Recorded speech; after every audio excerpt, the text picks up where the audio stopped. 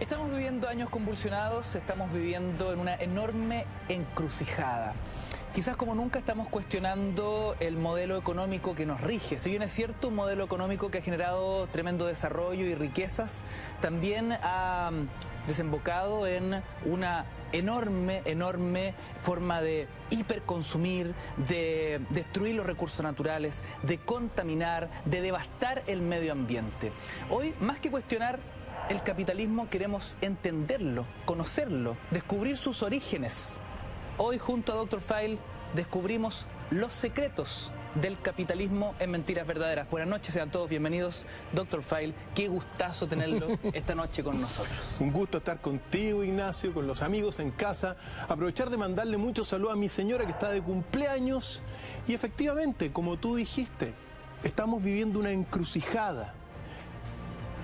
Una época de alfa y omega en gran medida, porque está finalizando el capitalismo y comenzando una nueva era, la era postcapitalista, con inmensos desafíos, pero que también llevan, bueno, una serie de misterios, conspiraciones, secretos, que los vamos a ir desentrañando hoy día también, Ignacio. Y a partir de este minuto, con esta nota introductoria que nos pone en contexto de este enorme tema a desarrollar, no se despeguen de la sintonía de Mentiras. Nuestro hashtag ya está abierto para sus comentarios y preguntas. Estás junto a Dr. File.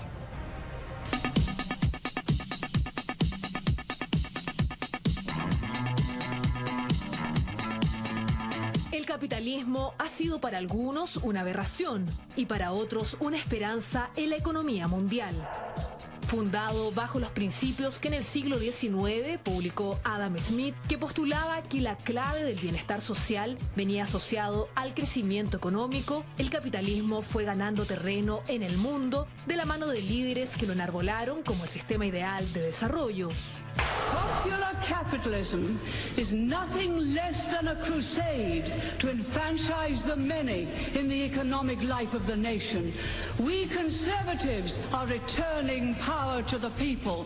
That is the way to one nation, one people. La humanidad está viviendo el inminente inicio de un cambio de era, el paso del capitalismo al llamado postcapitalismo. Pero aún no podemos delinear con precisión cómo serán estos nuevos tiempos, ni qué cambios nos deparan, menos si estamos preparados para ellos. Los defensores del capitalismo destacan sus logros en la historia de la humanidad, como la producción industrial, la evolución tecnológica con herramientas que nos han facilitado la vida, desde la locomotora hasta los smartphones. También hablan de las altas expectativas en la calidad de vida y la riqueza asociada a este desarrollo. Pero sus detractores han visto el otro lado, el hiperconsumismo. La sobreexplotación de los recursos naturales que hoy se resume en el calentamiento global, así como un desatado materialismo en las relaciones humanas y la distribución injusta de los bienes. Por un lado, la civilización brilla y al mismo tiempo ha mostrado sus valores destruidos por la codicia y la ambición.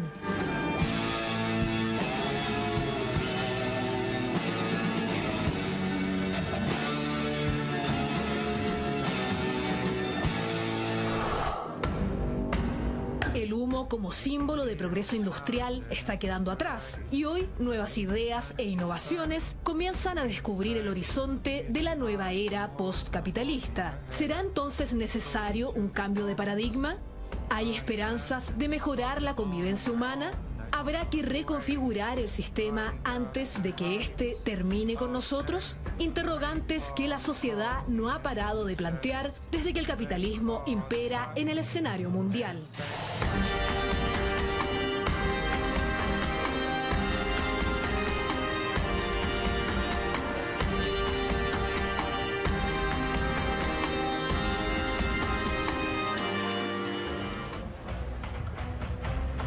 Una radiografía al modelo. Hoy, la historia secreta del capitalismo. Dr. Fail, partamos por lo básico, partamos por lo fundamental, el concepto. ¿Qué es el capitalismo?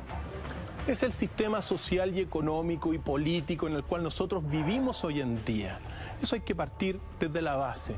Y decir desde el principio, querido Ignacio, que todo aquel que apueste a momificar el capitalismo, dejarlo paralizado, apuesta a un fracaso seguro. La historia está llena de civilizaciones que se creyeron inmortales y que pasaron a ser ruinas. En ese sentido, el espiral del tiempo es inexorable. Es decir, no se puede vivir siempre en el mismo modelo. Por eso, nosotros, para poder entender esta encrucijada en la cual estamos nosotros hoy en día, este paso del capitalismo a la era postcapitalista, los desafíos que hay, me parece oportuno y necesario conocer los orígenes del capitalismo, porque si no comprendemos el pasado, no vamos a entender el presente y va a ser imposible proyectar el futuro. Dr. Fail, para poder entender esos orígenes, ¿cómo nos podemos acercar a la explotación de Latinoamérica como el germen de lo que se empezó a llamar el capitalismo como modelo? Efectivamente, el primer capitalismo, si bien es cierto, hay un capitalismo que nace en 1750 con el padre del capitalismo, que es Adam Smith, y otros como David Ricardo. En realidad ese es el segundo capitalismo. El primer gran capitalismo comienza prácticamente con la llegada de Cristóbal Colón a América, con la conquista y con la explotación de América. Desde la llegada de Cristóbal Colón en 1492 comienza a aparecer lo que se llama el mercantilismo o la escuela mercantilista, que en estricto rigor fue el primer capitalismo. ¿Y qué es lo que sostiene? Porque fue la primera escuela de pensadores que sostuvieron que la riqueza y el poderío de las naciones se sustentaba en la acumulación de oro y plata proveniente de nuestro continente, pues. Entonces, ahí comienza el primer capitalismo. Es ahí cuando realmente comienza la concepción del atesoramiento como un medio de comprar todo. ¿Y nuestros pueblos originarios, las primeras víctimas? En este caso, obviamente que sí, las primeras víctimas. Y el mercantilismo se refiere a toda la también las rutas marítimas que inauguró Colón y que lo que hicieron durante 250 años, desde 1492 hasta 1750, fue llevar todas las riquezas de este continente hacia Europa. Eso es el primer capitalismo, muy importante, porque ese capitalismo va a permitir poco a poco no solamente el inicio de la revolución industrial y de un cambio paradigmático en todo lo que es Europa, sino que el atesoramiento del oro, la acumulación. La acumulación del oro y la plata que se llevaban principalmente del virreinato de Perú y el virreinato de España, es decir, de México y de Perú, fueron los principales abastecedores del oro para toda España, y de España, como estaba endeudada la corona española, se repartió para todo el continente europeo. Pero, ¿qué es lo que sucede ahí? Claro, Europa comienza a recibir cargamentos y cargamentos de oro y plata que van a dar origen a lo que uno puede llamar una clave dentro de este primer capitalismo, que son los primeros bancos modernos. El primer banco en este sentido se fundó en Ámsterdam en 1609 y es el primer banco que prefigura todo lo que van a hacer los bancos centrales posteriormente. Y nosotros sabemos que, bueno, dentro del capitalismo actual, el sistema económico está controlado por los bancos centrales. Pues bien, gracias a un siglo, es decir, del 1500 a 1600, de llevar plata y oro hacia Europa, se forma y se constituye el primer banco en Holanda. Ahora, es el primer banco moderno. Es verdad que antes habían muchos bancos, pero de otra categoría. E incluso si uno se remonta a la prácticamente prehistoria, también en Mesopotamia se prestaban los granos de maíz y otras semillas a modo de banco. Hay una larga historia de los bancos, pero es en ese 1609 donde aparece el primer banco con las características actuales. Es muy relevante ese dato porque cuando hablamos de la explotación y la acumulación de las riquezas, oro y plata desde Latinoamérica, siendo víctimas, por supuesto, nuestros pueblos originarios, y me imagino también muy concatenado con la esclavitud y el origen y desarrollo de la esclavitud de la época, esas riquezas son las que van diseñando la estructura de los bancos que después vendrían a ser lo que, y hasta el día de hoy, lo que conocemos como la banca, ¿no? O sea, todo esto tiene mucho que ver con nosotros como pueblo. Directamente, más bien dicho. Además que Europa, antes de la llegada de Colón a América, estaba bastante deprimida económicamente, estaba sin mayores, recursos. Por lo tanto, así fue. Y junto ahora, ya que lo que mencionaste, claro, del 1500 a 1600 se va enriqueciendo Europa, España y otros países, pero también se va devastando América. Nos vale la pena siempre recordar las cifras. Por ejemplo, cuando llegaron los españoles a América, en toda la región de México había 26 millones de personas, entre mayas, mexicas y otras etnias. Pues bien, al cabo de esos 100 años, murieron por diversas razones 25 millones de personas, solamente en la región de México. Es decir, se llevaron la plata, se llevaron el oro y, mataron a muchísimas personas y también, todo lo que fue las enfermedades que trajeron de Europa. Ese es el contexto que va a dar inicio entonces a los bancos. Muy importante. ¿Por qué? Porque vale la pena contarles a todos los amigos cómo se crea el dinero. Y el dinero, tenemos un documento que va a explicar sintéticamente cómo se crea el dinero de estos primeros bancos y hasta el día de hoy. Pero vale la pena recordar al fundador del Banco de Inglaterra, porque después del Banco de Ámsterdam se fundó el Banco de Inglaterra, de Escocia, de España. Y se comienzan a fundar los primeros bancos modernos. Pues bien, el fundador del Banco de Inglaterra, que se llamó William Paterson, en 1694 dijo lo siguiente, queridos amigos, como introducción al documento que tenemos. El banco saca beneficios del interés sobre la moneda que se crea desde la nada.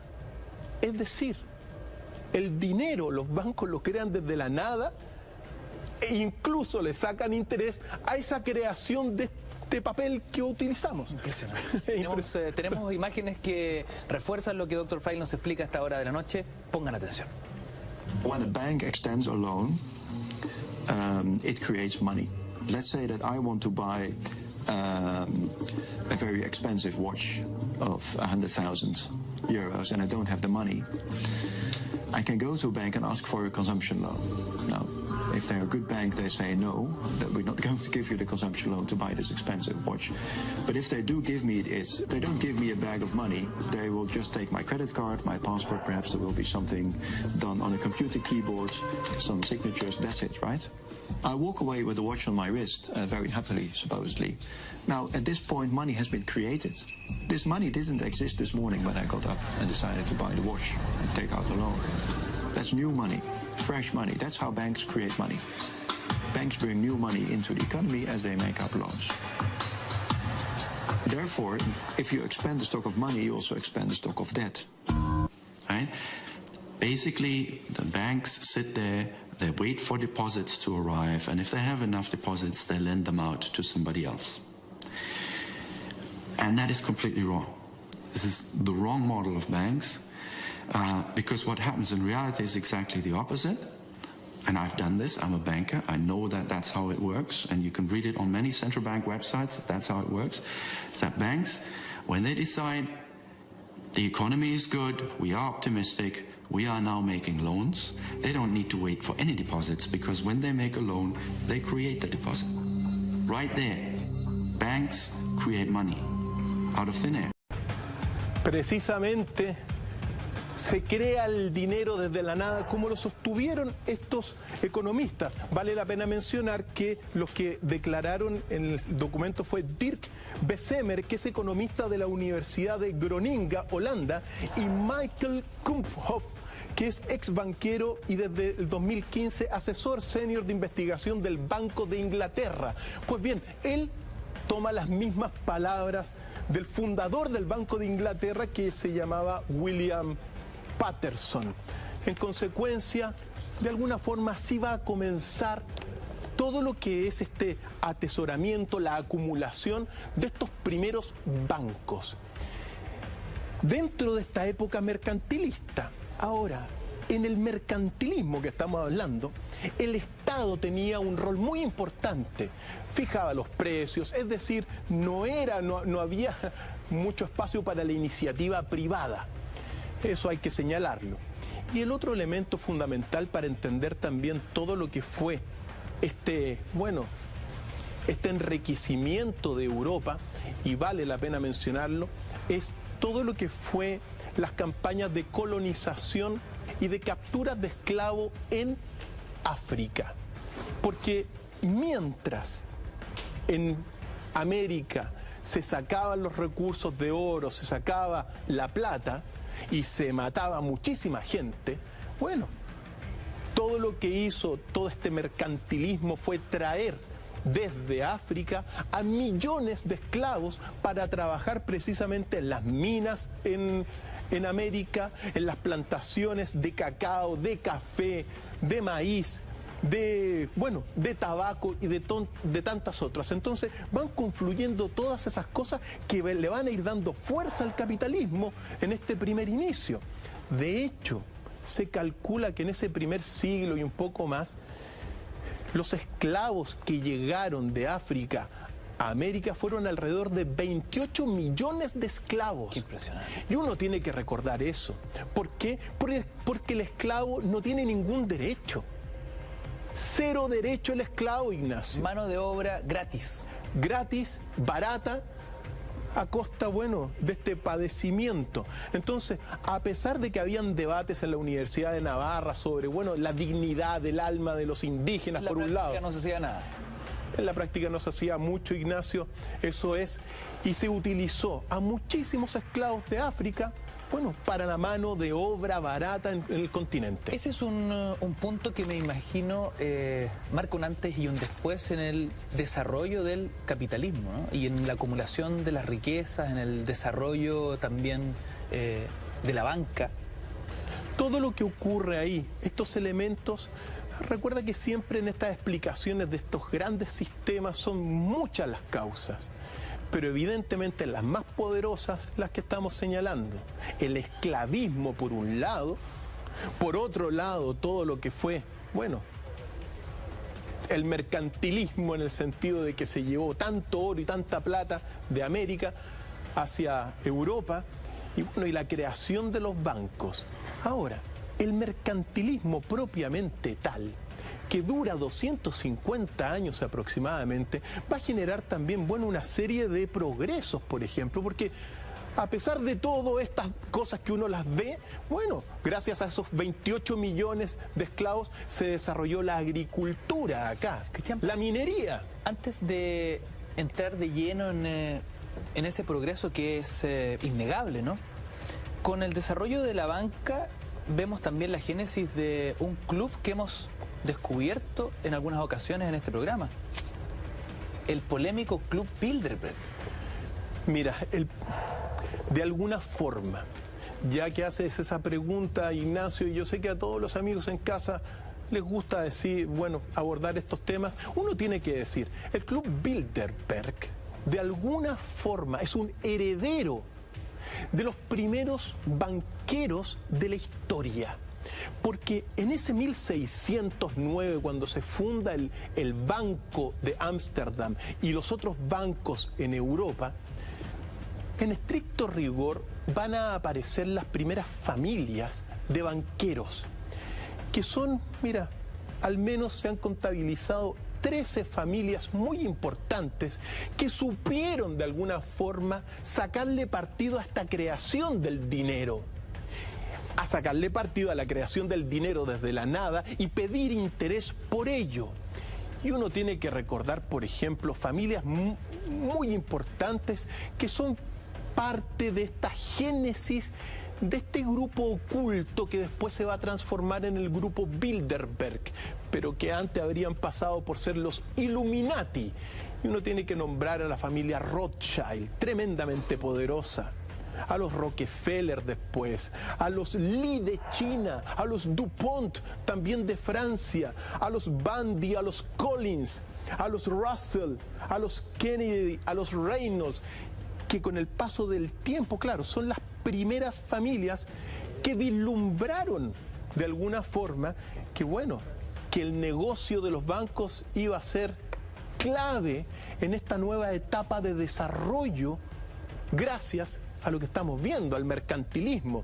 Entonces, efectivamente, los grupos conspiradores actuales, el llamado grupo Bilderberg que hemos hablado, tiene su génesis, su semilla, es lo que estamos recién descubriendo. Efectivamente, en ese 1609 y en las familias que supieron darle, bueno, eran negociantes y supieron sacarle partido a los intereses y a este negocio de la banca. ¿Siguen siendo las mismas familias?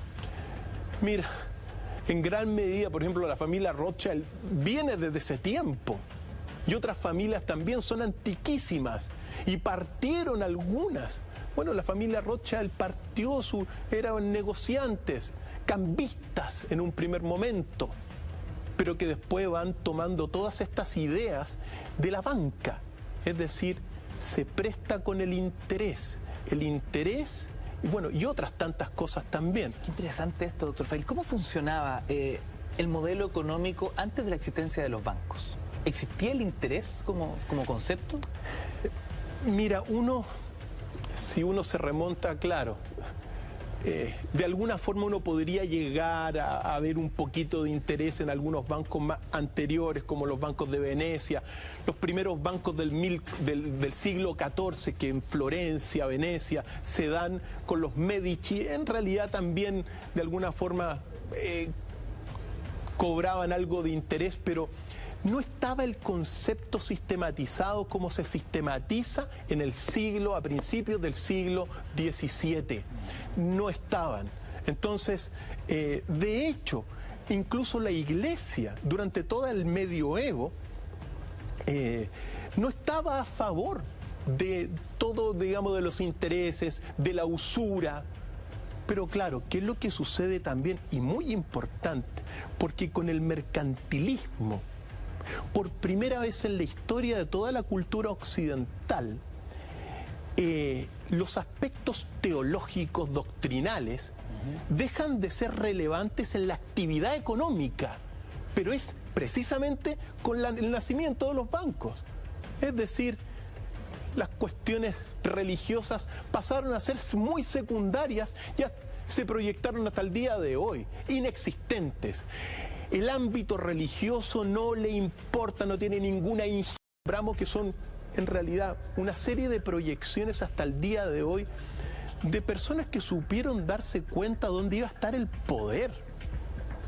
Entonces fueron en ese primer momento inteligentes, pues. Así es. Estos primeros bancos en Holanda se convierten hoy en la primera piedra del capitalismo. De alguna forma sí, no es la única piedra del capitalismo, no es el único pilar del capitalismo. Vamos a ver los pilares del capitalismo, pero evidentemente si uno se da cuenta las noticias de esta misma semana, donde las, por decirlo, empresas que más ganaron dentro de toda la crisis siguen siendo los bancos. Los bancos son, bueno, los bancos que se iniciaron en 1609, Un negocio redondo, como querido el Ignacio. Como la banca nunca pierde. La banca nunca pierde, nunca pierde. Y han sostenido, y bueno, y el sistema económico se sostiene en los bancos, pues. El sistema capitalista se sostiene en los bancos y en el interés de los bancos. Por lo tanto, es muy importante observarlo eso, porque claro, fueron inteligentes en un primer momento y hoy día son considerados por muchos como los conspiradores, como el poder detrás del poder político, hasta el día de hoy. Así que, así es. Europa saquea América, saquea Latinoamérica, se lleva la riqueza, funda los bancos. A partir de ese minuto, ¿cómo empieza a cambiar el viejo continente? ¿Qué empieza a suceder? Bueno, hay una serie de avances, pero uno tiene que pensar lo que, mira, antes del mercantilismo y de la llegada de Colón, Europa estaba bastante deprimida en algún momento. Es verdad que había el renacimiento artístico en Italia, pero si uno se da cuenta lo que significó el inicio de todo este saqueo, aparecen, mira, grandes, mira, Europa se transforma en una Europa bullante de ideas.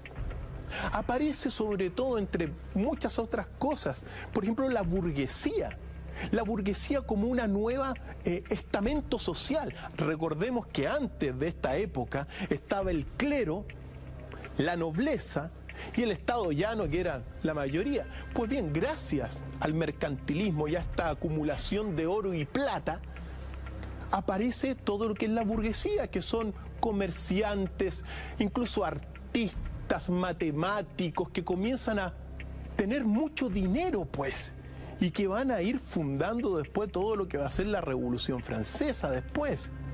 Piensa tú lo que es en aquel momento dado el pensamiento que surge, porque claro, es justo con el mercantilismo donde te aparece un Copérnico, después más tarde un Jean-Jacques Rousseau, un Voltaire, un Diderot, un D'Alembert, el siglo de las luces. Pues ese siglo de las luces, que es el 1700, fue apoyado en gran medida René Descartes, que vemos en pantalla, Jean-Jacques Rousseau, el que estamos viendo en este minuto. Son todos también grandes intelectuales que van fundando de alguna forma todo lo que va a ser el capitalismo moderno, por decirlo así. Ahora, también piensa tú lo que fue en aquel momento, también en el 1700, la fundación de la enciclopedia. Es decir, la burguesía comenzó a tener tanto poder, comenzó de alguna forma a apoyar a estos intelectuales no aristócratas y crean la enciclopedia. La enciclopedia es la respuesta de la modernidad a la Biblia. Es decir, todo el conocimiento racionalista de aquel momento está en la enciclopedia de la A a la Z hasta el día de hoy. Bueno, resultado también de toda esta época mercantilista y de cómo Europa se va enriqueciendo con el oro y la plata de América. Ahora, es increíble cuando uno logra poner el foco en lo que estamos discutiendo, doctor Fay. Es decir, todo ese enriquecimiento de Europa en aquella época, todo ese florecer de distintas áreas, tiene que ver con los recursos saqueados de nuestro pueblo, de Latinoamérica, de nuestros antepasados. Así es, querido. Sumado a la esclavitud africana. Y ahí está también. Ahí es, y eso se sabe.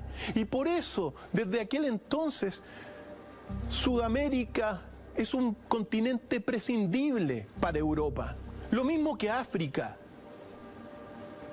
No les importamos, por más que digan lo que digan, pero a nivel de las grandes visiones de los estadistas, nunca un país poderoso ha ayudado a uno débil, más bien los explotan. Y eso es lo que ha ocurrido con nosotros hasta el día de hoy, Ignacio. Bueno, es parte de la historia. Pero también decir que dentro de este escenario mercantilista del primer capitalismo aparece una persona que es fundamental. Porque de alguna forma en esta persona que se llama Juan Calvino radica para muchos el sustento religioso del capitalismo. Porque claro, tú lo ves se ve de alguna forma como una cosa netamente económica, pero también tuvo, según Max Weber especialmente, que hace este análisis, observa que en la reforma de Calvino está el sustento religioso del capitalismo. Y vale la pena al menos mencionarlo, porque ¿qué decía Calvino? Que lo estamos viendo en pantalla. Es un reformador seguidor de Martín Lutero, que señala que, mira, para entenderlo bien y para entender el sustento, Calvino tenía una pésima concepción del ser humano. ¿Cómo así? Calvino lo definía al ser humano como un ser bajo, un ser vil. Lo calificaba como un vil estiércol de naturaleza corrompida. Así calificaba Martín Lutero al ser humano. O sea, Calvino que, ojo, esta reforma que estamos hablando sintéticamente la hizo precisamente en Ginebra, Suiza, capital de los bancos del mundo. Entonces, ¿qué es lo que dijo? El ser humano es un vil estiércol de naturaleza corrompida. Increíble dato, los bancos más cuestionables. Efectivamente.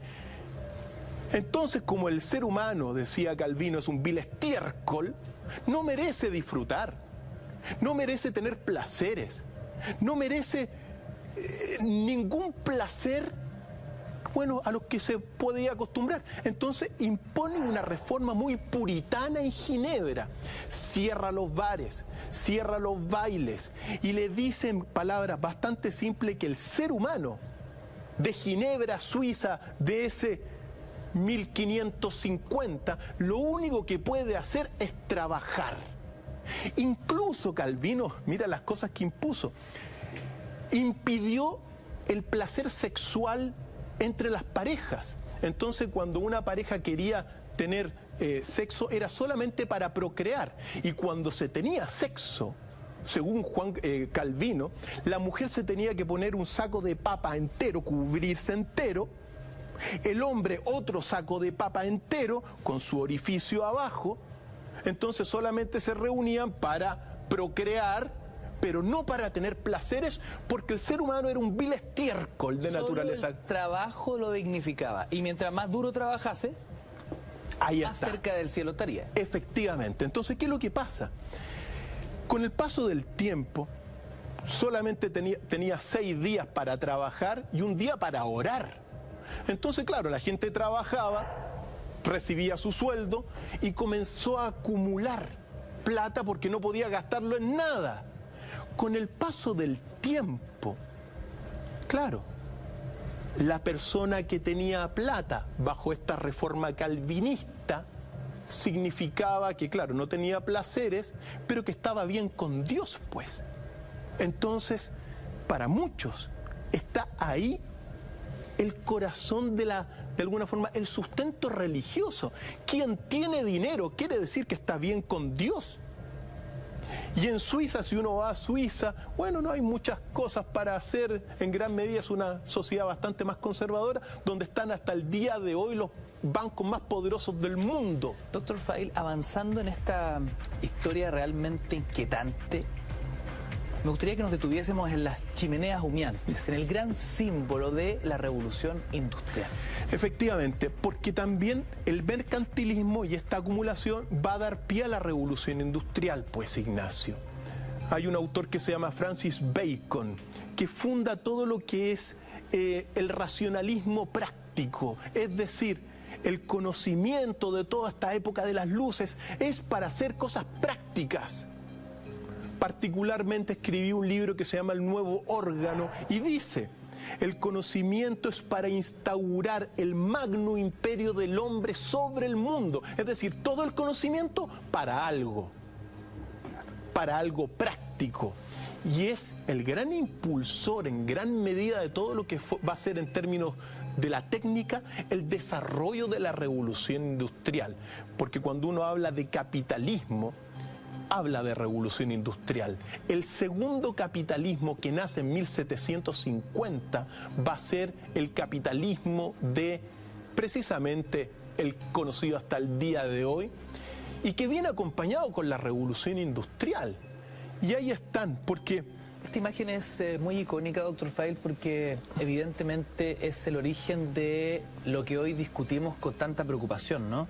La devastación de los recursos naturales, la contaminación y, bueno, temas que nos han convocado en este programa durante tantas semanas, ¿no? La destrucción del medio ambiente.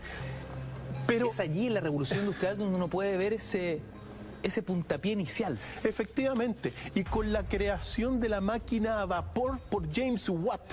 Fue James Watt en 1769, es decir, que crea la máquina a vapor. Y claro, la máquina a vapor, mientras más fuego, más energía tiene. Y para hacer fuego, carbón.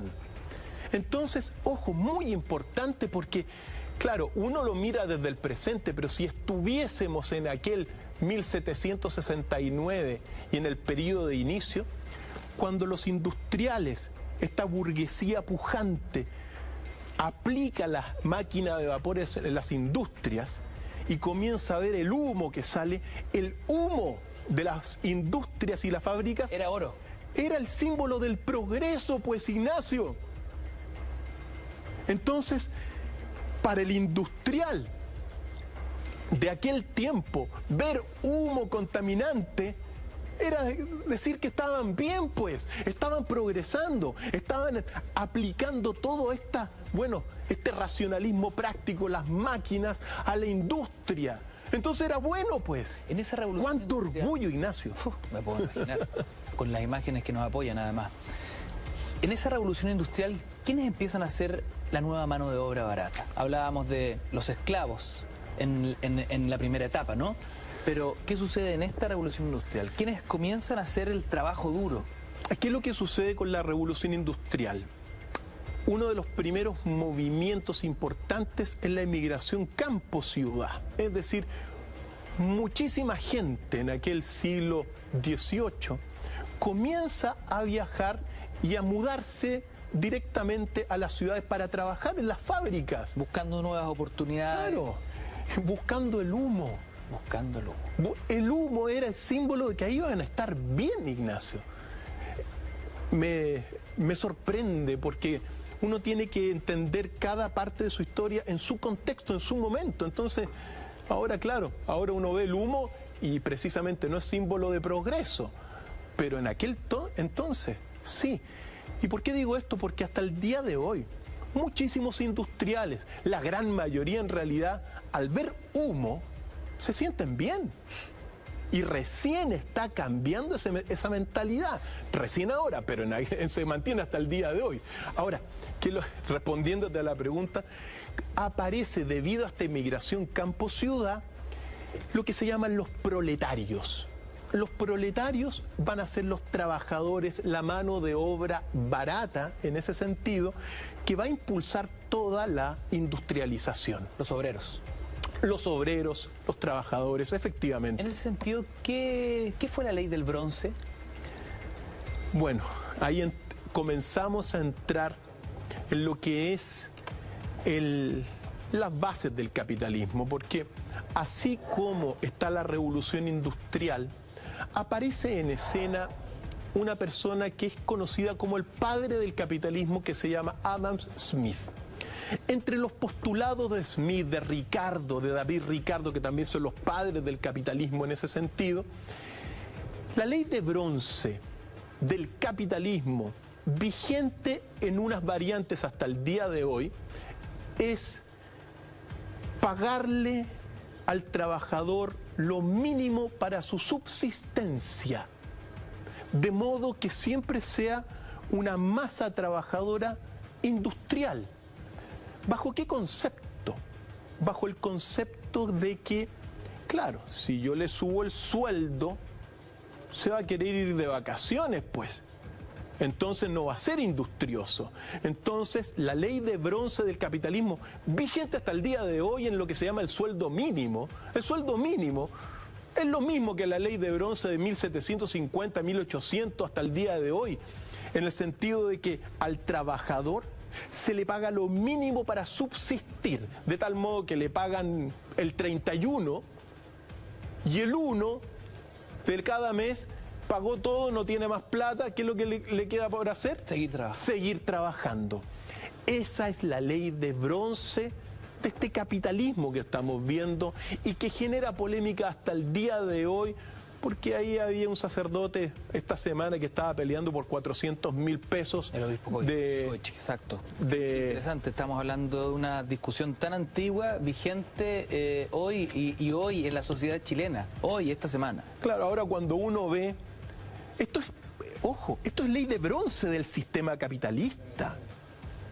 En consecuencia, cuando uno ve los debates en los congresos de Chile y del mundo entero, porque esto se repite en todos los sistemas, uno ve, sí, vamos a subir el sueldo mínimo, prácticamente un reajuste mínimo para que siga siendo mínimo, pues, porque de lo contrario las masas trabajadoras, según este capitalismo, dejan de ser industriosas.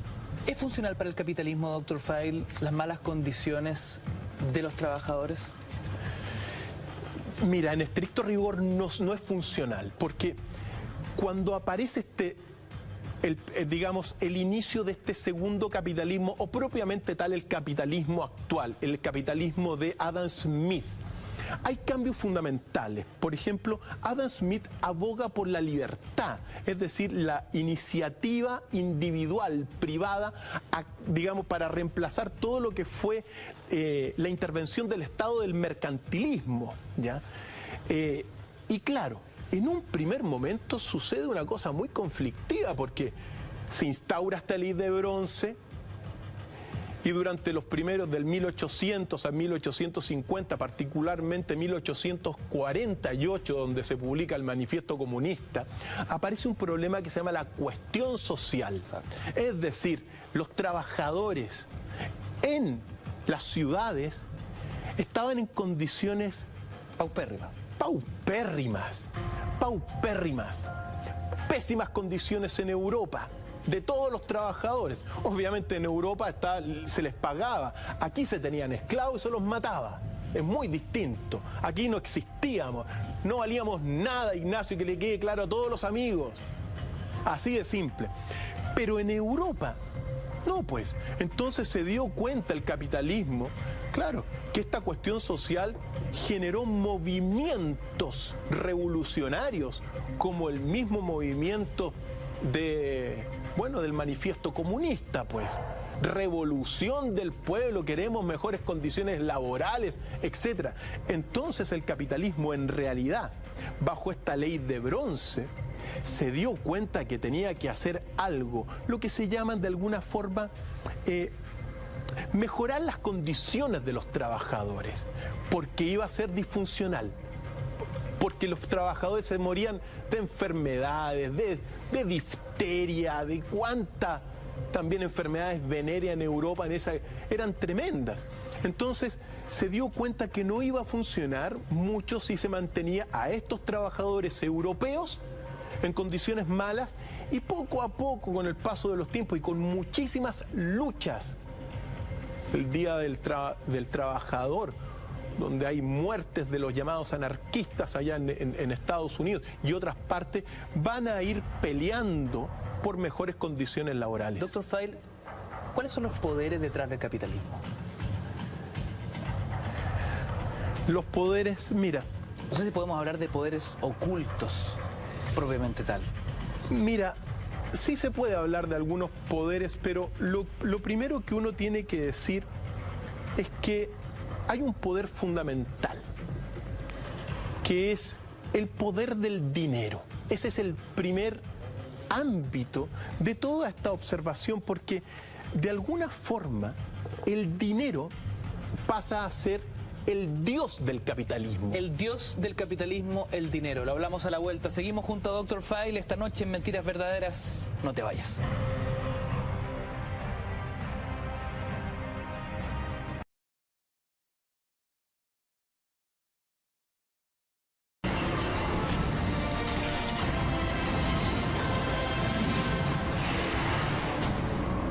Dr. Feil.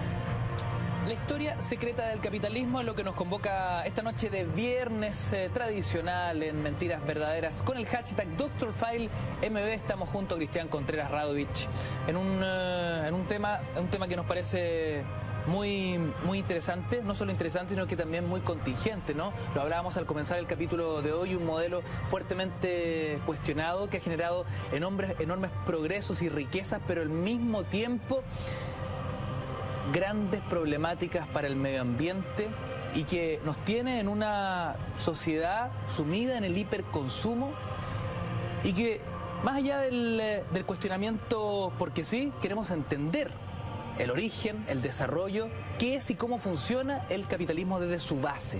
Tenemos pregunta en Twitter a esta hora de la noche, queridos amigos, porque regalamos libros junto a Dr. File cuando ya son las 11:29. ¿Quién es el padre del capitalismo? Es la pregunta de hoy. Si crees que es Adam Smith, retuitea. Si estás seguro que es Milton Friedman, pincha me gusta. Hashtag DrFileMB, @mentiras la red. Estamos regalando unos libros increíbles. Yo me lo quería hacer chupete, Dr. File. Una joyita. Casi que me lo llevo. Pero las bases del concurso impiden que el conductor se lleve el libro. Darwin en Chile, por supuesto Charles Darwin, viaje de un naturalista alrededor del mundo y Estás listo para morir, firmado por María Angélica Vallejos. Son libros que regalamos esta noche. Dr. File, antes de la pausa hablábamos del dios dinero. Entramos a la radiografía de la sociedad capitalista. Así es. Y dentro de esta radiografía uno tiene que decir algunas cosas. El que tiene el dinero tiene el poder, tiene los lujos. ¿Cómo vivía la gente en aquel inicio del capitalismo en el siglo XIX? Habían ricos que tenían lujos, que daban, mansiones que se construyeron, las primeras grandes mansiones burguesas. Mientras tanto, los pobres a veces no tenían ni qué comer. Convivían en las ciudades llenas de ratas por todas partes. No había letrina, no habían baños. Es decir, las condiciones del proletariado de aquel tiempo, del trabajador, del obrero, eran pésimas. Infrahumanas. Vivían como animales, no tenían luz. Y mientras tanto, los primeros burgueses capitalistas, muchísima riqueza, lujos, comida, de alguna forma va a ir cambiando poco a poco, pero las condiciones son muy polares en aquel minuto. Y así es como uno tiene que señalar en el corazón del capitalismo. Así como lo decía Adam Smith, en lo más profundo está el dinero como Dios. Es el dinero el Dios de esta sociedad, Ignacio. Por más que algunos crean en Dios inmaterial o como quieran llamarle, el gran Dios del capitalismo es el dinero. Y por otro lado, uno tiene que decir que en la base del primer impulso de todo este modelo, según la misma teoría de los sentimientos morales de Adam Smith, el padre del capitalismo, el primer impulso del mecanismo económico capitalista es el egoísmo, o lo que se llama el amor a uno mismo. Entonces, que quede claro que este egoísmo, traducido en afán de lucro, mueve toda la industria capitalista hasta el día de hoy. Es decir, si uno lo sintetiza, lo primero que hay en el modelo es el vicio humano, el interés, el egoísmo, la codicia, la envidia, la avaricia, la usura. Grandes vicios que van a dar impulso a la actividad industrial. Después viene lo que se llama el libre mercado, es decir, está el impulso de los vicios. Después viene el libre mercado, es decir, que los bienes fluyan libremente por todas partes. Después viene el tercer paso que se llama la mano negra o la caja negra, que es lo que regula los precios. Y finalmente hay bienes públicos. Eso es muy relevante porque el vicio inicial pone en marcha la codicia. ¿Cómo se relaciona esto con los Illuminati, Dr. File? Esto se relaciona en qué sentido, que es en aquel 1776 aproximadamente, precisamente cuando aparece Adam Smith, aparece esta teoría, que aparecen simultáneamente los Illuminati fundados por Adam Weishaupt. Y los Illuminati son una vertiente de una sociedad secreta que va a querer imponer todas estas ideas que van a ir reemplazando la monarquía y que van a dar de alguna forma impulso a la Revolución Francesa. Entonces, los Illuminati van a ser en un primer minuto aquellos que van a apoyar toda esta vertiente económica que viene desde los primeros bancos, pero que tienen en esta organización secreta otro impulso importante para lo que viene. Los Illuminati funcionan hasta el día de hoy, Dr. Feil. ¿Cómo operaría esa estructura? En las sombras, Ignacio. Los Illuminati es verdad que fueron prohibidos hace muchísimo tiempo, pero como todo gobierno, trabaja en las sombras. Todo gobierno, digamos, oculto, trabaja en las sombras. Entonces, de alguna forma se han mezclado los Illuminati también con mucha masonería también, y que se han proyectado hasta el día de hoy, sobre todo en gobiernos en las sombras. Buscaron en ese sentido la supresión de muchas cosas, de muchos privilegios, la abolición del concepto de la familia tradicional. Queridos amigos, estamos revisando a esta hora de la noche los aspectos profundos, la radiografía de la sociedad capitalista. En un capítulo imperdible en Mentiras Verdaderas, queremos recordarles nuestro hashtag DrFeilMB, @mentiras_la_red para sus comentarios y preguntas. Estamos en vivo y en directo 11:35 de esta noche de viernes. Entonces, Ignacio, estos Illuminati van a ser los que van a estar metidos también en toda esta parte oscura de la historia y que van a ser de alguna forma también muy poderosos. Son personas que van a ir controlando el poder mundial y van a ir queriendo instaurar otra sociedad, una sociedad no monárquica, sino que regida por los conceptos de alguna forma capitalistas que rigen hasta el día de hoy, a través de los bancos que gobiernan el sistema. Ahora, muy importante señalar lo siguiente, porque así como el capitalismo se funda en los vicios para generar bienes públicos finales, uno tiene que decir que cualquier consideración moral de carácter ético es irrelevante en la actividad económica, Ignacio, desde este minuto.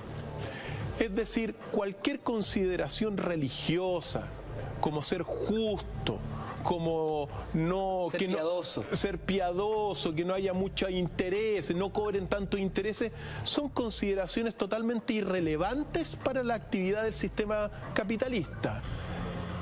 Pesan cero. Lo que se busca es el interés personal, la riqueza, la acumulación. Ahora, el cambio con el sistema, digamos, del mercantilismo, lo que en el mercantilismo, en este primer capitalismo, se acumulaba oro y plata.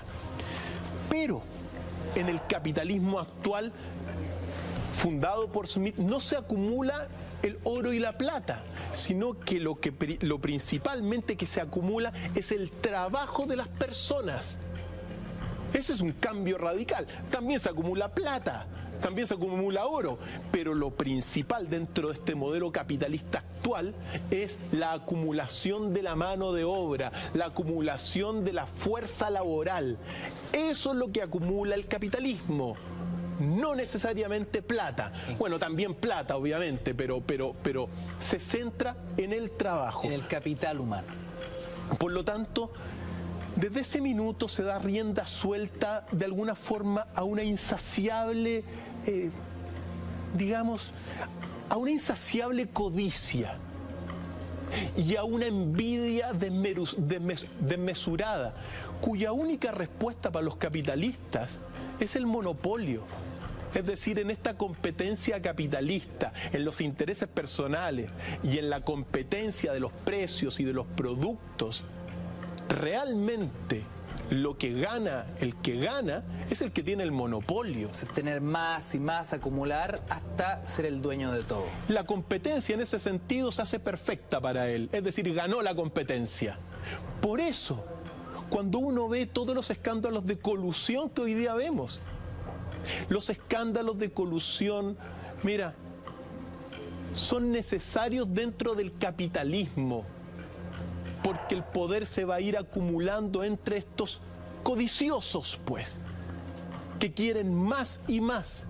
Entonces, es muy relevante porque también cuando uno observa hoy en día aspectos morales del capitalismo que son fundamentales, uno de repente ve las reuniones del grupo de los 8, del grupo de los 20, cuando se juntan todos los grandes economistas de los países en reuniones y hablan.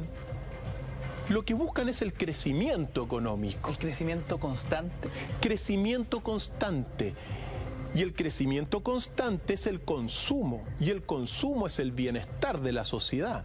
Entonces, detrás de todas estas, de alguna forma uno ve, claro, cómo vamos a crecer más. Detrás de todo esto están los vicios. El egoísmo, la avaricia. Entonces, la usura.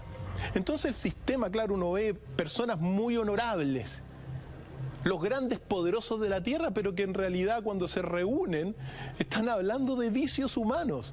¿Cómo voy a ganar más plata? ¿Cómo vamos a crecer más? ¿Cómo vamos a sacar más intereses? Son vicios.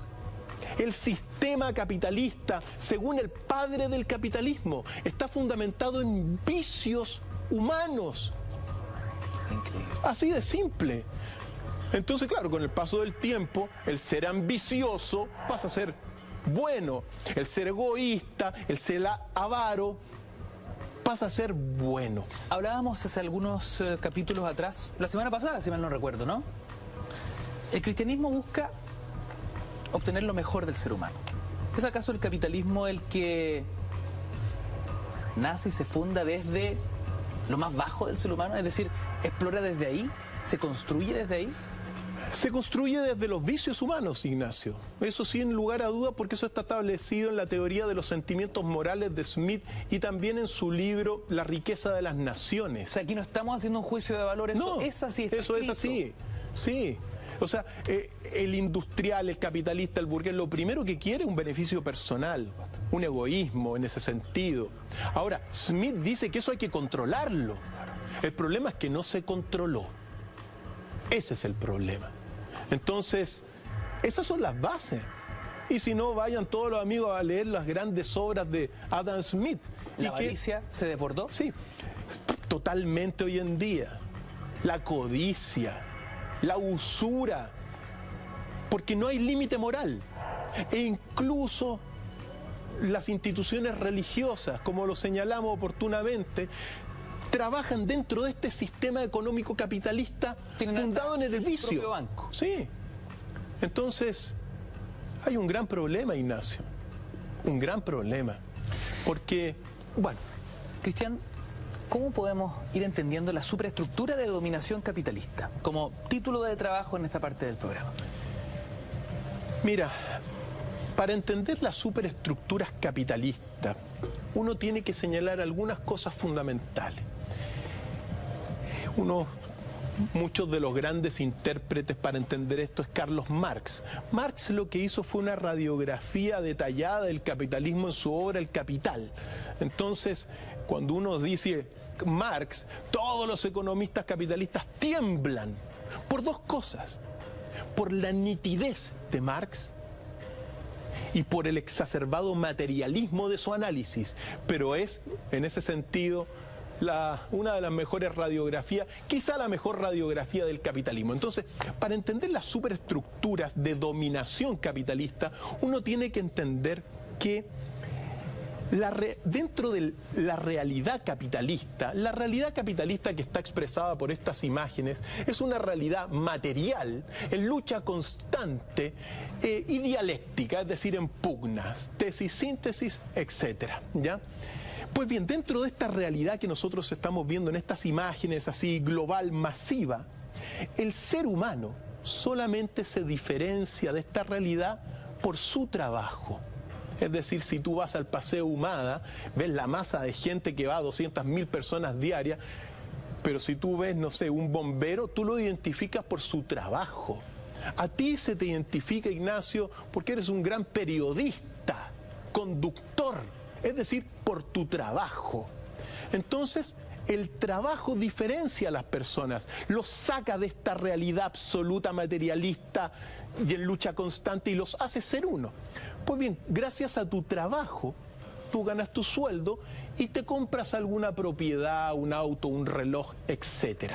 Por lo tanto, esto es fundamental porque el trabajo te va a dar tu propiedad. Y los seres humanos dentro del capitalismo se van a diferenciar precisamente por su propiedad, es decir, por sus clases sociales. Las clases sociales del capitalismo, a la pregunta del lunes, por cierto, yo estaba escuchando, se diferencian por su propiedad. Entonces, los que tienen mucha propiedad es la clase alta. Los que tienen propiedades intermedias o están comprando la casita, hoy día una amplia clase media. Y la clase baja que no tiene propiedad, por decirlo en términos bastante simples. O sea, el modelo opera de forma virtuosa solo para algunos, no alcanza para todos. Efectivamente, porque está basado, lo vamos a ir viendo, está basado primero en impulsos viciosos, es el primer impulso. Después, también en la ley de bronce del capitalismo. Es decir, en pagarle lo mínimo al trabajador para que sigan trabajando eternamente. Y luego también en lo que se llama la plusvalía.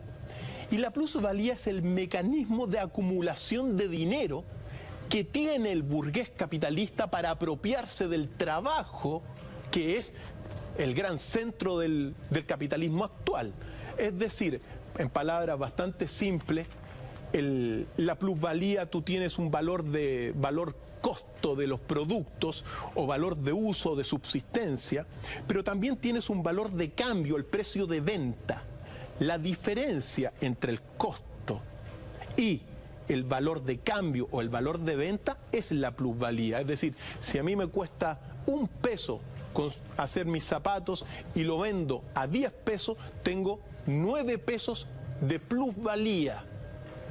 Eso es, de alguna forma, el método de acumulación dentro de este sistema capitalista, fundamental, porque ¿cuál es el límite entre una plusvalía y la usura? Porque si a mí me cuesta construir un zapato o producir un remedio, me cuesta $1 y lo vendo a 10.000 pesos, eso ya no es plusvalía, sino que eso ya es usura. ¿Cuál es el límite? Y ese límite en este proceso de acumulación, ¿quién lo pone? El capitalista. ¿Y cómo se funda el capitalista? En los vicios. En los vicios. No hay límites. No hay límites. O sea, esa acumulación es a costa de otros. Efectivamente, a costa de otros. Por lo tanto, es impulsado por los vicios.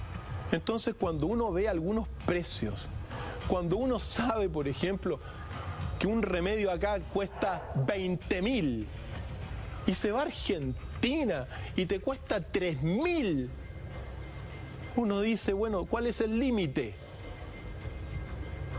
En Chile se ha instaurado el modelo capitalista más despiadado de todos los que hay en la tierra, el modelo de Freeman. Y eso se impuso en 1973 con los Chicago Boys, estos conglomerados de unos 25 o 30 estudiantes en la Universidad de Chicago por los 60, que instauraron la política de shock. Por lo tanto, cuando uno observa eso, claro, Chile se transformó desde ese minuto en un protectorado económico de Estados Unidos, el modelo exitoso que incluso le dieron el premio Nobel y que después se replicó incluso en Inglaterra, el modelo chileno. Pero ¿qué es lo que sucede? Es un modelo tremendamente despiadado, fundamentado en vicios. Ahora, ha traído cosas buenas y cosas malas que vamos a ver, pero no hay que perder el ojo. Tenemos un pequeño documento, querido Ignacio, que nos habla de este modelo que se instauró en Chile y que vale la pena recordarlo. Vamos a ver. En los años 50 y 60, las medidas progresistas de desarrollo en Chile eran un modelo para la zona. El gobierno invertía en salud, educación e industria. Las empresas estadounidenses temían por sus inversiones. Como respuesta, el Departamento de Estado comenzó a becar a estudiantes de Chile y el resto de Sudamérica para que estudiaran economía de libre mercado con Milton Friedman. La Universidad de Chicago tenía un convenio con la Universidad Católica de Chile que permitía a muchos chilenos venir a Chicago, donde les impartíamos formación y se doctoraban. Los estudiantes regresaban a Chile a dar clases. El Departamento de Economía de la Universidad Católica en Santiago se convirtió en una mini escuela de Chicago. Arnold Harberger, el economista que dirigía el programa, se describía como misionero totalmente entregado. En 1970, la Unidad Popular de Salvador Allende ganó las elecciones con un programa que proponía nacionalizar grandes sectores de la economía. La compañía de teléfonos pertenecía en su mayor parte a la empresa estadounidense ITT, que encabezó los intentos de evitar que Allende fuera presidente. Contaba con el apoyo de Richard Nixon en la Casa Blanca. Yo no estuve allí, pero puedo decirle lo que sabemos con certeza en la actualidad. Él encargó a la CIA que impidiera que Allende asumiese la presidencia e intentaron convencerme de que instigara al ejército chileno cuando Allende resultó elegido. A pesar de las maniobras de la CIA, Allende juró el cargo de presidente.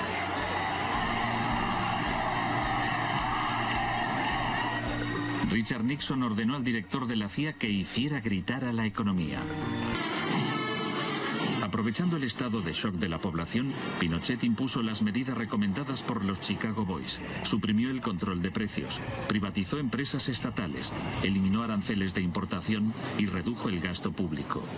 Más tarde, Friedman reconoció abiertamente la importancia del experimento chileno. Se trataba del primer caso en que un avance hacia el comunismo daba paso a un avance hacia el libre mercado. No dio resultado. Al cabo de un año había una inflación del 375% anual, la más alta del mundo. Así que en marzo de 1975, Arnold Harberger y Milton Friedman volaron a Santiago. Empleó una expresión que nunca se había utilizado en el contexto de una crisis económica mundial. Exigió un tratamiento de shock. Dijo que él era como un médico que iba a ayudar a un país asolado por una epidemia y simplemente recetaba el remedio. Friedman escribió que el general Pinochet se mostraba receptivo a la idea de un tratamiento de shock, aunque era evidente que le preocupaba el paro temporal que podía causar.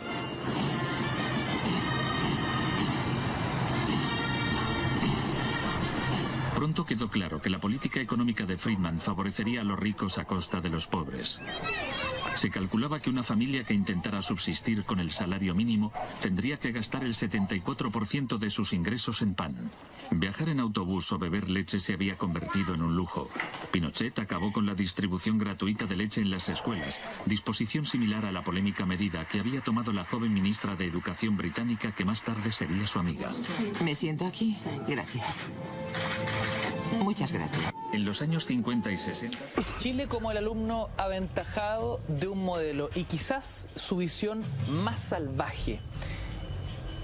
Documentando aún más lo que acabamos de ver con esas imágenes tan elocuentes, Dr. File, ¿por qué esta doctrina del shock logra ser aplicada en nuestro país y de qué forma? ¿Cuáles fueron los métodos?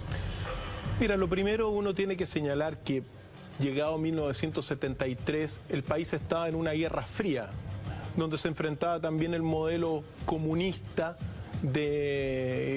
revolucionario bajo la vía democrática de Salvador Allende versus, por otro lado, todo lo que es el capitalismo despiadado que se logró instaurar. Pero uno tiene que señalar en ese sentido, aparte de ese contexto, que siempre hay que decirlo porque no se entiende, esto no fue un resultado gratuito, sino que fue el resultado de la lucha entre estos dos, este mundo bipolar.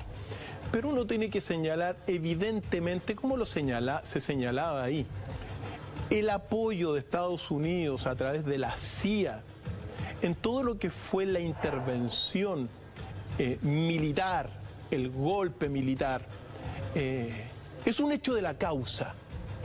Es decir, no iba a dejar Estados Unidos de alguna forma a un país de alguna forma tercermundista como Chile que pasara bajo el predominio de este modelo de comunismo, socialismo revolucionario de Allende, pero que llegó al poder por vía democrática, única vez en el mundo.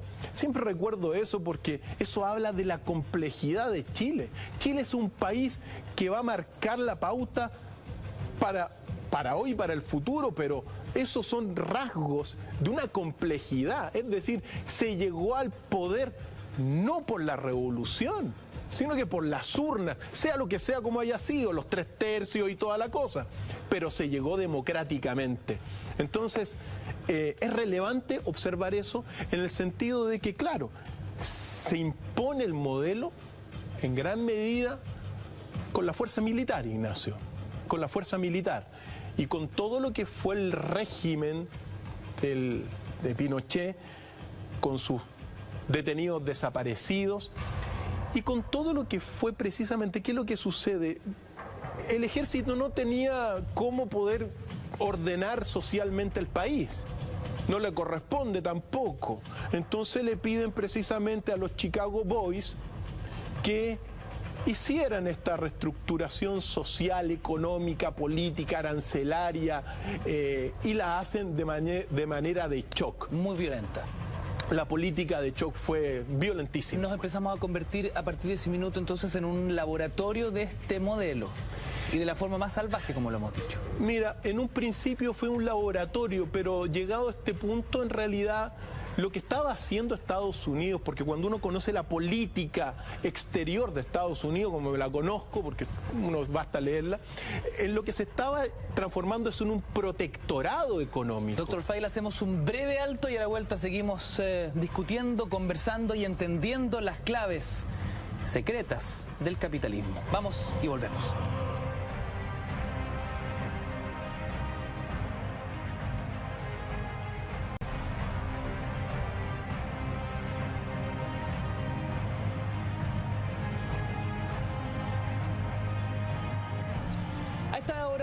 Los quiero invitar a un momento diferente con la nueva Telepizza Vulcano. Crujientes masas, 2 ingredientes a elección, cubierta de nachos y en el centro un volcán de queso derretido, porque se come diferente. Prueba la nueva Telepizza Vulcano, pídela en telepizza.cl o a través de su aplicación Telepizza 2.0.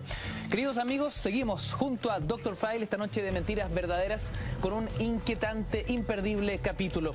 Hoy, la historia secreta del capitalismo. Antes de la pausa hablábamos de la doctrina del shock, cómo estos ingenieros adoctrinados en la escuela de Chicago, ingenieros chilenos, con el camino ya allanado a partir de un golpe militar, imponen un nuevo modelo, una nueva estructura, que ya lo decíamos, ¿no?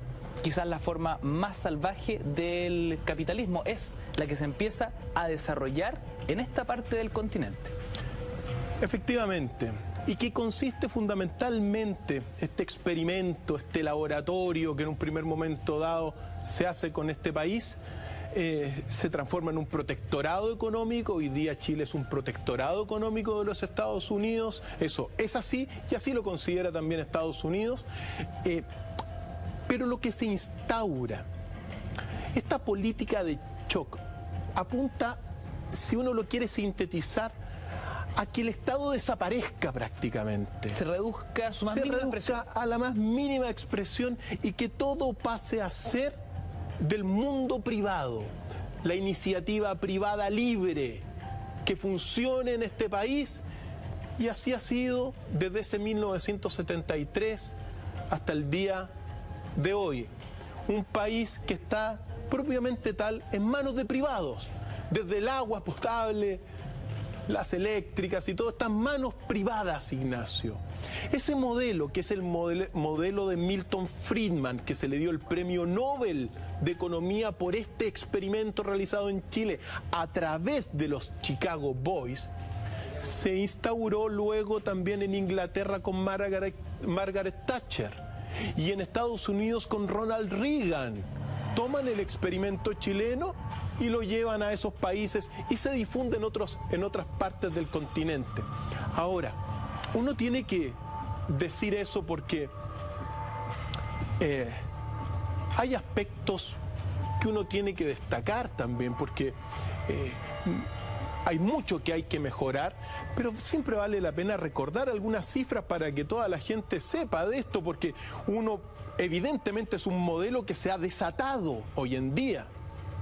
Es un modelo sin control basado en los vicios desatados, porque lo grande refleja lo pequeño y Chile, un pequeño país en el mundo, refleja el mundo entero, Ignacio. Doctor Fail, cuando hablamos de esta doctrina del shock y cuando hablamos de estos expertos adoctrinados en la escuela de Chicago, es imposible no mencionar el documental Chicago Boys e imágenes que están dando vueltas y que es importante que la gente pueda conocer, ¿no?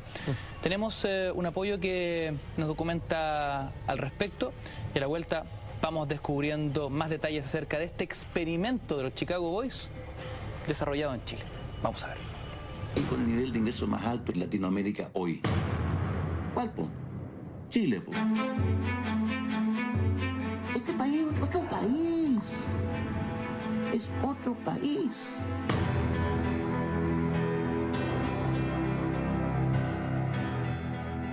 Éramos isleños entonces y éramos chatos.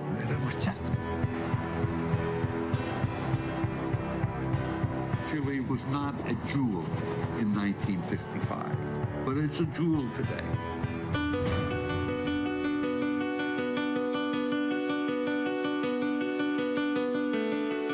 Teníamos una relación de camaradería enorme. Teníamos distintas opiniones políticas, pero hablábamos poco política y nos llevábamos bien. El secreto de los Chicago Boys eran las fiestas. Estas fiestas se iban haciendo cada vez más famosas porque eran muy alegres. Estos chilenos se cantan tanto.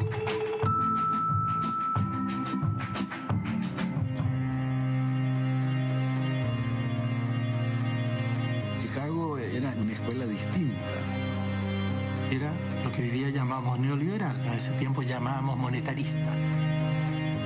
Es un privilegio haber tenido clases con Milton Friedman.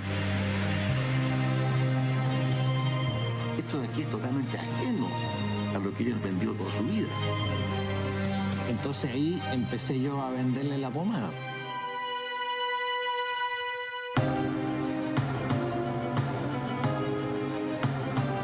No hay medidas correctivas que sean indoloras. Y si no hay nadie que te diga cuidado con los costos. Libertad para hacer cosas bien y para hacerlas mal.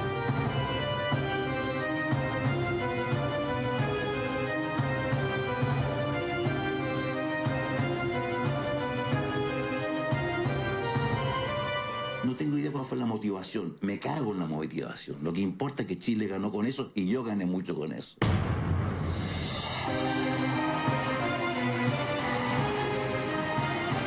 Dr. Fail esta noche de Mentiras Verdaderas. El hashtag abierto para tus comentarios y preguntas, drfailmb, @mentiras la red, los secretos del capitalismo.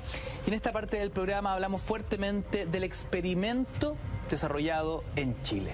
Y recordar también lo que significaron al menos dos cifras, porque cuando lo hablan simplemente de lo malo de todo experimento, bueno, hay cosas que hay que mejorar, eso es indudable.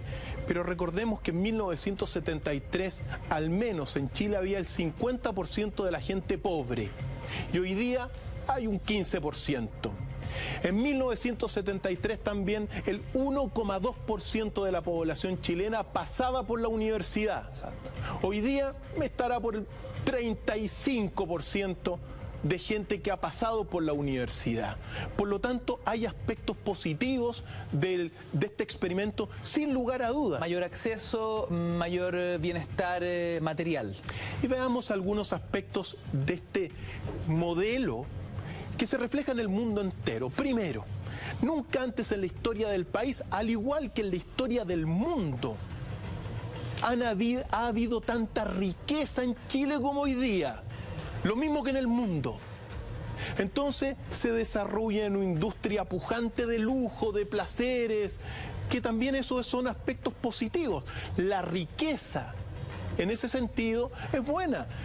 Cuando uno observa lo que era el mundo precapitalista, ahí sí que se vivía en condiciones tremendamente pobres, por lo tanto se generó mucha más riqueza. Eso puede ser considerado perfectamente como un aspecto positivo dentro del modelo. Luego, también nunca antes las expectativas de vida han aumentado tanto como en este periodo capitalista. Nunca antes. Es decir, hoy día se vive hasta los 80, 77 años aproximadamente, debido a muchos factores, pero que son contribución de este capitalismo. Para poder entender cuál era la expectativa de vida, por ejemplo, en el siglo XIX. En el siglo XIX, 40 años, Ignacio. A lo como máximo. A lo más 40 años, siglo XIX, 1800. Hoy estamos viviendo el doble. Efectivamente. Y antes, 30 años. Las expectativas de vida antes eran 30 años, Ignacio. Y hoy día estamos viviendo hasta los 77.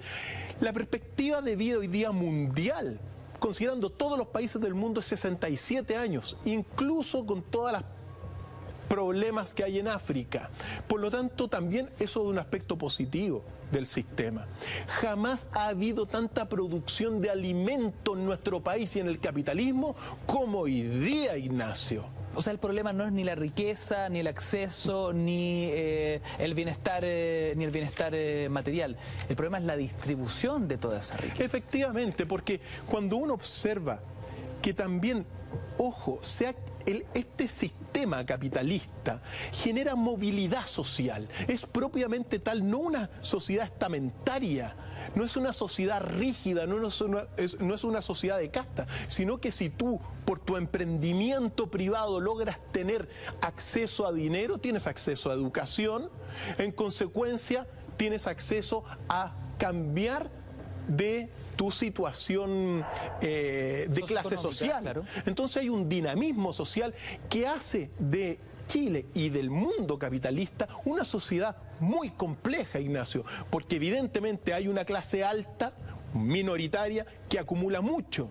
Hay una clase pobre que también es considerable, evidentemente, en nuestro país y en el mundo, pero hay una amplia gama de clase media hoy día.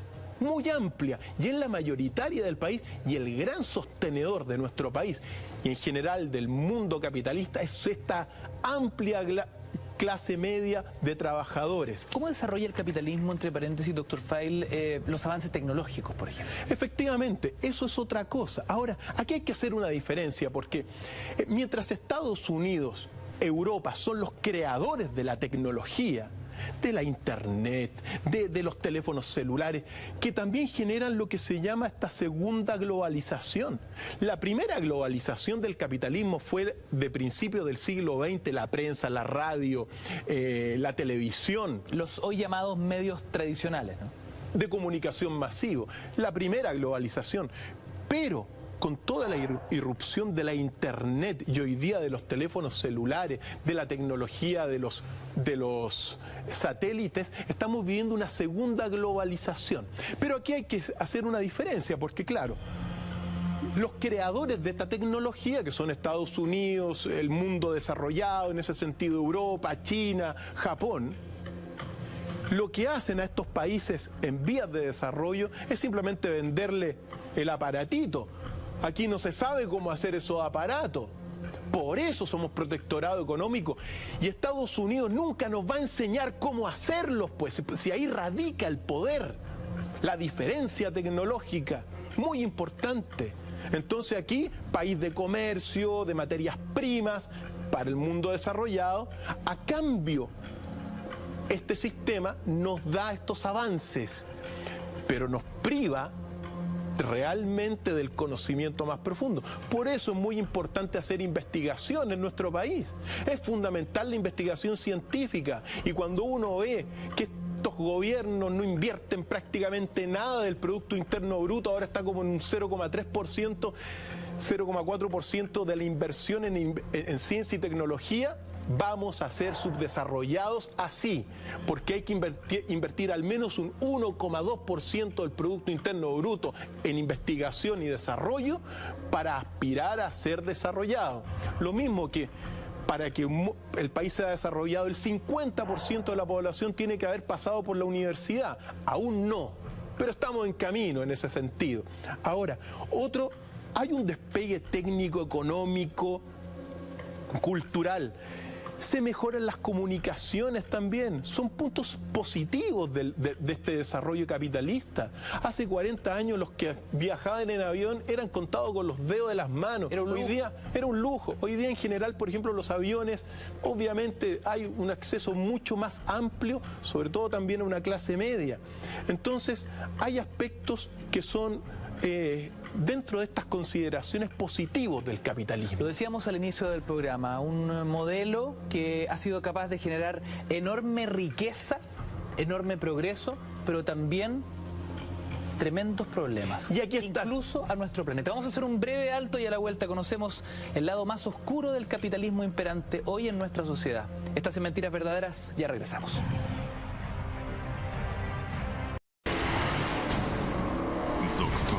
Fire.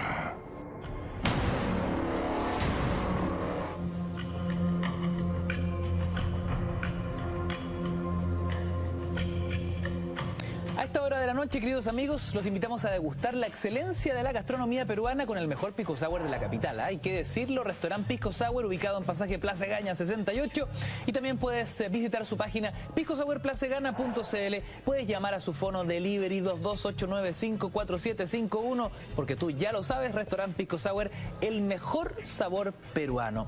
Estamos descubriendo esta noche de Mentiras Verdaderas los secretos del modelo capitalista, su germen, su origen, su desarrollo. Hemos hablado también de sus aspectos positivos, ¿no? Pero también ha llegado la hora de conocer el lado más oscuro, los aspectos más negativos del modelo en el cual todos nosotros formamos parte. Modelos negativos que hay que mejorar. Para eso uno los dice. Y lo primero que uno tiene que señalar, querido Ignacio y amigos, el modelo está sustentado en vicios privados. ¿Y qué es lo que sucede cuando los vicios privados como la usura, la avaricia, la codicia, la envidia y el engaño se cultivan sistemáticamente como lo ha hecho el modelo capitalista hasta el día de hoy? Lo que sucede es que colapsa la inteligencia. Cuando se cultivan los vicios como se han cultivado, colapsa la inteligencia. Entonces, ¿esto se refleja en qué?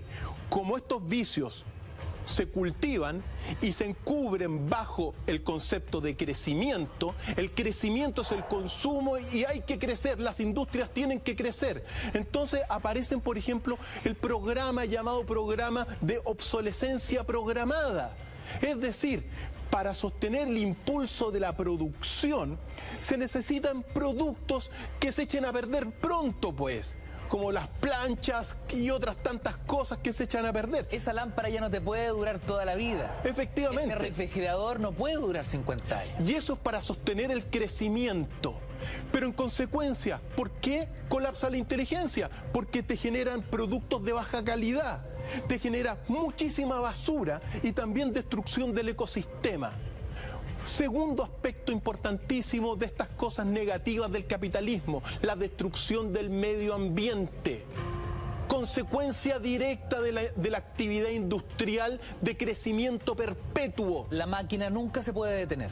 Lineal, no te reconoce los ciclos de la naturaleza, no te reconoce la espiral del tiempo. En consecuencia, depreda los recursos naturales, agotamiento de la tierra y generación de muchísimo humo.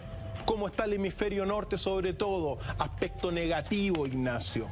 También la ley de bronce del capitalismo pagarle al trabajador lo mínimo para su subsistencia, que se refleja en el sueldo mínimo, ha provocado la acumulación de mucha plata en manos de muy pocos y en consecuencia una mala distribución del dinero. Por eso, este no es el camino a la paz que prometió el modelo. El modelo prometió que iba a ser el camino hacia la paz. Pues bien, este problema de la mala distribución y la ley de bronce, pagarle muy poco a los trabajadores, obviamente te va a generar un problema, sobre todo en nuestros países, porque en el hemisferio norte se paga bastante mejor a los trabajadores. También, el dios dinero. Cuando el dios dinero se pone en el centro de la actividad humana de este capitalismo, bueno, que no te extrañe la sobreexplotación de recursos e industrias que por crecer, por tener dinero, bueno, hacen barbaridades. Por ejemplo, la industria bélica necesita crecer, necesita dinero, y para vender las armas, ¿qué tiene que hacer? Generar guerras, pues. La industria farmacéutica, bueno, para generar cifras azules, necesita enfermedades, pues, para vender los remedios. La industria alimentaria, para tener cifras azules, ojalá que toda la gente coma todo el rato, pues. ¿Por qué? Porque está sostenida en los vicios. La industria de la droga también, ojalá todos estén drogados con cocaína para vender droga. Problema cuando se pone al dinero como Dios, como es el capitalismo. El materialismo también, este materialismo donde todo se centra en el dinero, en tu posición social, en cuánto ganas, te ha destruido a la familia. En consecuencia, en Estados Unidos el 85% de las familias están constituidas por 2 personas. Se destruye a la familia. ¿Por qué? Porque las relaciones se sostienen en cuánto ganas. Y si tú tienes problemas económicos, me separo de ti, pues, por tu problema económico. El materialismo exacerbado. Por lo tanto, este no es el camino prometido por el capitalismo a la prosperidad universal. Y también, el capitalismo siempre sostuvo que la pobreza se iba a erradicar con la teoría del chorreo. Es decir, cuando los ricos tengan harta plata, van a chorrear al resto, le van a hacer donaciones como Farcas. Eso es falso, porque si todos fueran Farcas, sí no habría pobreza en Chile y no habría pobreza en el mundo. Pero como no son Farcas y se están sosteniendo, encubriendo vicios humanos, no se va a superar la pobreza. Se va a mantener un rango importante de pobreza. Doctor Feil, ¿es la desigualdad la base del capitalismo? Mira, uno no podría decir solamente eso, porque en realidad, como te decía, antes había objetivamente más desigualdad. Esta sociedad capitalista ha desarrollado a la clase media en Chile y en otras partes del mundo también. No. Lo que pasa es que hay cosas que hay que mejorar. El trabajo dignifica a las personas, pero no puede ser que esté controlado por vicios de privados solamente. Hay que dignificar el trabajo, porque el trabajo que se hace con amor en ese sentido. Ahora, entre las cosas más tremendas del capitalismo que hay que mejorar son las superestructuras de dominación capitalista, como la superestructura social, por ejemplo. Cuando se te dice, los líderes te dicen que todos pertenecemos a la misma sociedad, falso. El capitalismo se divide por clases sociales, entonces los súper ricos están en otra sociedad y los pobres en otra sociedad, entonces no se pertenece a la misma sociedad. Entonces hay un engaño ahí.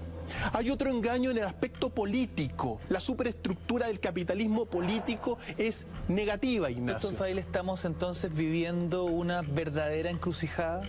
Estamos en una encrucijada, porque estas superestructuras que te mencionaba, para ir cerrando porque se nos va el tiempo, Ignacio, la superestructura social, la superestructura política, que es un engaño.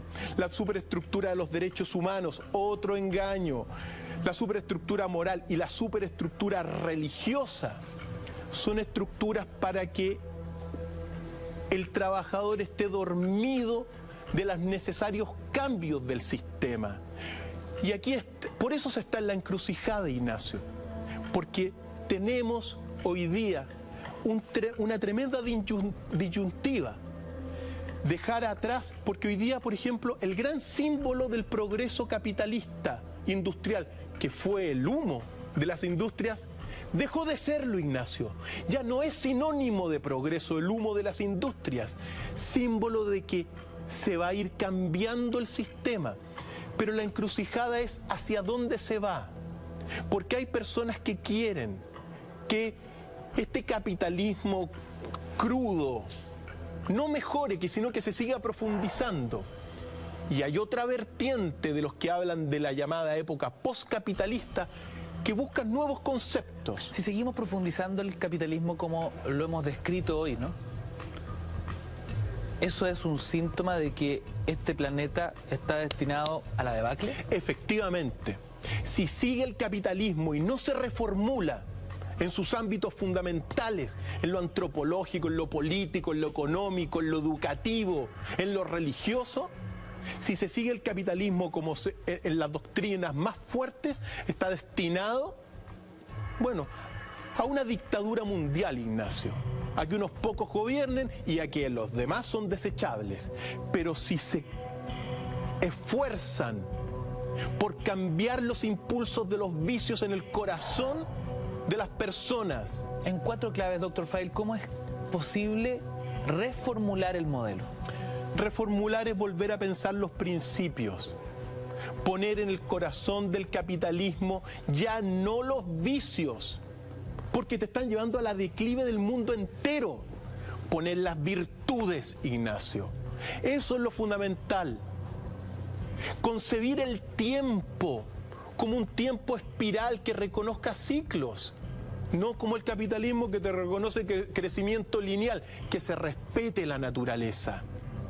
Que se conciba al ser humano, Ignacio, como una persona también con una base espiritual fundamental. No somos solamente materia, como lo concibe el capitalismo. Equilibrio, integración, organicidad, interdependencia, solidaridad, colaboración, unidad, biunidad, son las palabras claves de un futuro con esperanza, de un futuro, en este sentido, postcapitalista, Ignacio. Se pueden hacer muchas cosas aún, pero sobre todo, quien apueste a mantener el capitalismo sin ninguna modificación, apuesta a un fracaso completo. ¿Por qué? Porque todo va cambiando en la historia, Ignacio. Y en este caso es muy importante reformular las bases del capitalismo, conservar lo bueno, producir, que las industrias produzcan, pero con sustentabilidad. Entre otras cosas, Ignacio, el corazón del capitalismo, los vicios, sobre todo, es donde hay que trabajar y cambiarlos por virtudes. Queridos amigos, con estas conclusiones empezamos a despedir nuestro capítulo de hoy, como todas las semanas. Interesantísimos temas junto a Cristian Contreras Radovich, Dr. Feil, que está a punto de arrancar con las clases en la academia. Así es, Ignacio. Partimos esta próxima semana en la academia. A todos los amigos invitados, toda la información en www.docfiles.cl. Abrimos la Escuela de las Culturas, la Escuela de los Enigmas y la Escuela de las Fuerzas. Todos invitados, también tú, Ignacio. Interesantísimo, Cristian. Empezamos a despedir el capítulo de hoy a través de nuestras redes sociales, el @mentirasLaRed, que usted ya conoce con el hashtag DrFeilMB. Puedes averiguar si fuiste tú el ganador de nuestros libros esta noche. Viene Así Somos, nos despedimos hasta el lunes. Lunes 10 en punto. Tenemos, como siempre, cultura verdadera. Que descansen, hasta la próxima.